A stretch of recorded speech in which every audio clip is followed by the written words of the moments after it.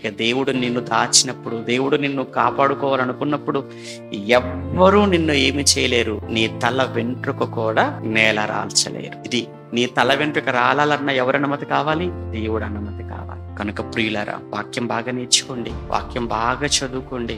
ఈ రోజు సేవకులకు నిజమే చాలా కష్టం, కానీ సేవకుల కష్టాలకు, క్రైస్తవుల కన్నీళ్లకు కారకులైన వారందరూ కూడా దేవునికి ఒకానొక రోజు సమాధానం చెప్పాలి. వాళ్ళను మనం వదిలిపెడతామేమో, కానీ ఆయన విడిచిపెట్టాడు. ఆయన వదిలిపెట్టాడు. కనుక మీరు ధైర్యంగా ఉండండి. కొత్తగా జరిగేది ఏమీ ఉండదు. మునుపు జరిగిందే ఇక ముందు కూడా జరగబోయేది. కొత్తవి ఏమీ జరగబోదు అని దేవుడు చెప్పాడు.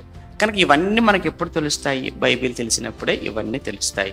ఇవన్నీ తెలిసినప్పుడు మనం జాగ్రత్తగా ఉంటాము, కంగారు పడం, టెన్షన్ పడం. మనం ఇంకా ఒక రకంగా చెప్పాలంటే అప్పుడున్న వాళ్ళకి ఇంకా భయంకరంగా జరిగాయి, ఇప్పుడు ఇంకా కొంచెం తక్కువ అన్నట్టుగా అనిపడుతుంది. కానీ ఏదైనా ఒకటే, కొత్తదనం అయితే ఏమీ లేదు. అప్పుడు శ్రమ, ఇప్పుడు శ్రమ, అప్పుడు హింస, అప్పుడు కష్టం, ఇప్పుడు కష్టం. ఇవి మాత్రం ఎప్పటికీ సాధారణంగా మనకు ఉండేవే. భయపడకండి.